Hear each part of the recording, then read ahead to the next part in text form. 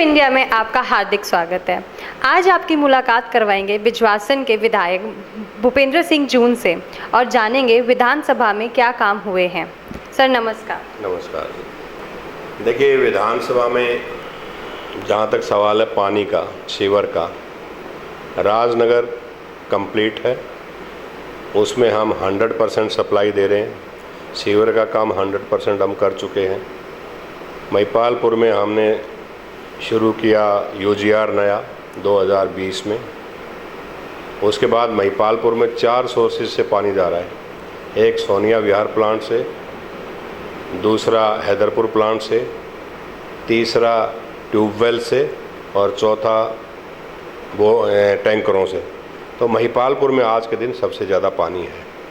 थोड़ी बहुत दिक्कत हो सकती है ऊंचे इलाकों में या डिस्ट्रीब्यूशन का इशू हो चुका है, लेकिन ये कहना बिल्कुल गलत है कि महिपालपुर में या राजनगर में पानी की कमी है। सभी जगह भरपूर पानी है।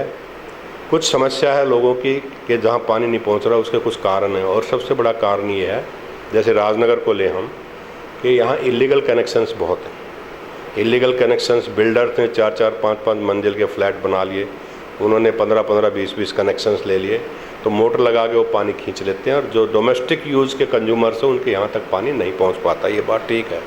तो हम एक ड्राइव चलाने जा रहे हैं कि भाई जितने भी इलीगल कनेक्शंस हैं महिपालपुर में या राजनगर में, सारे हटे।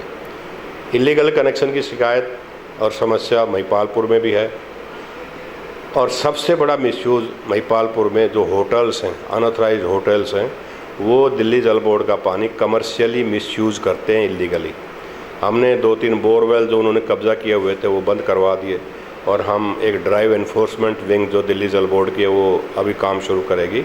महिपालपुर में भी हमारी कोशिश है कि इलीगल कनेक्शन सभी हट जाएं ताकि सभी को पानी समान मात्रा में मिले। अभी पीछे कुछ बीजेपी के लोगों ने प्रोपेगेंडा किया कि राजनगर में 70% इलाके में पानी नहीं है। वो बिल्कुल झूठ है। राजनगर और महिपालपुर में सफिशेंट पानी है। डिस्ट्रीब्यूशन का थोड़ा बहुत दिक्कत हो सकती है, और मेजर प्रॉब्लम्स है इलीगल कनेक्शंस। तो मुझे तो ऐसा लगता है राजनगर में सिर्फ 2 या 3% दिक्कत है, बाकी 98% पानी हम सबको सप्लाई कर रहे हैं। और पीछे 1 साल से दिल्ली जल बोर्ड के बहुत से कार्य रुक गए थे, क्योंकि दिल्ली के फाइनेंस सेक्रेटरी, चीफ सेक्रेटरी और लेफ्टिनेंट गवर्नर ने दिल्ली जल बोर्ड के फंड्स को रोक दिया था। फंड्स थे नहीं, काम रुक गए, जिसकी वजह से लोगों को दिक्कत हुई।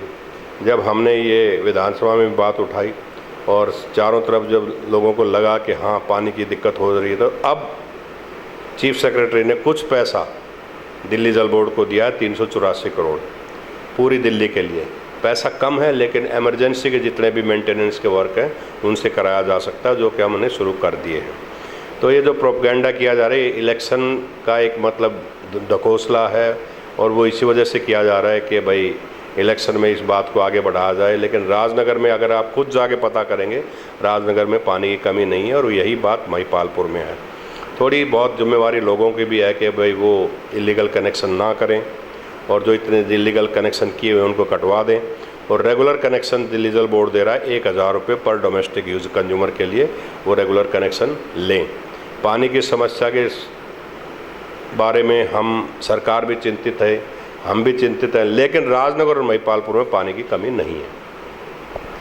सर, बीजेपी नेता हमेशा आपके खिलाफ प्रदर्शन और मशाल यात्रा निकाल रहे हैं। क्या ये सब 2024 के लोकसभा चुनाव और 2025 के विधानसभा चुनाव की रणनीति का हिस्सा है? देखिए, 2013 से पहले वही जो बीजेपी के एमएलए थे जो मशाल यात्रा निकाल रहे हैं, वो इस एरिया से विधायक थे। कभी उनसे पूछना कि आपने कितना पानी दिया राजनगर में।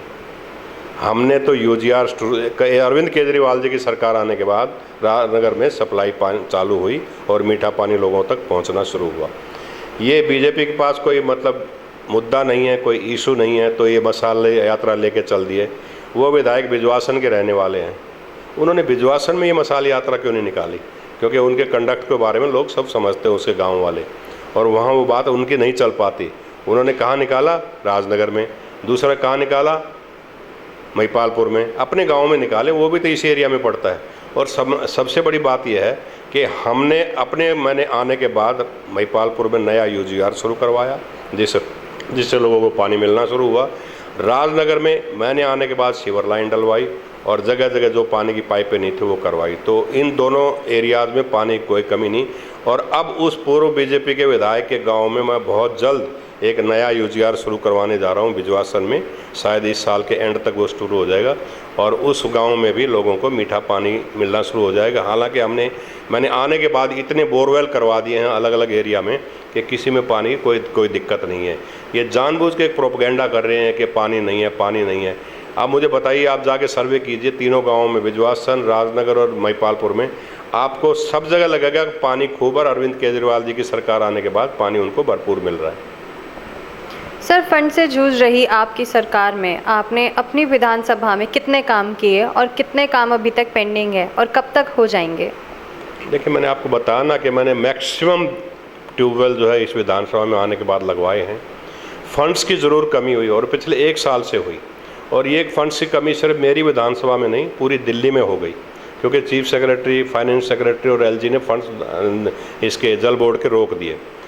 7,000 करोड़ की बजटरी एलोकेशन थी तकरीबन, उसमें इतनी पूरी दिल्ली में काम नहीं चलता और उसके बाद बाकी फंड्स को रोक दिया गया।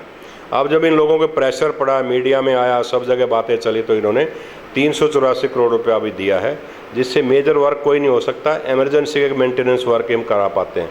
लेकिन फिर डिस्पाइट दैट मेरी पूरी कोशिश है कि जितने भी पेंडिंग काम हैं वो सारे के सारे करवाए जाएं।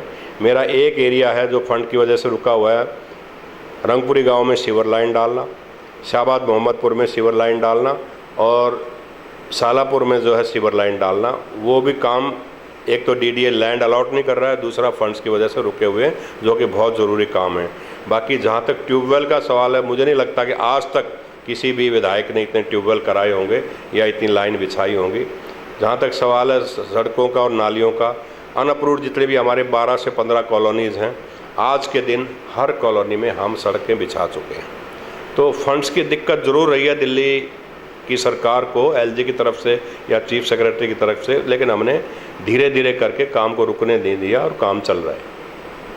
सर, धन्यवाद। जैसा कि आपने विधायक भूपेंद्र जी को सुना, उन्होंने साफ तौर पर कहा कि बीजेपी दिल्ली में करीब 25 साल से सत्ता से दूर है और इसी कारण बीजेपी बौखला गई है और उनके नेता झूठे और गुमराह करने वाले बयान दे रहे हैं, परंतु जनता अब समझदार हो गई है और बीजेपी की झूठी बातों में नहीं आने वाली।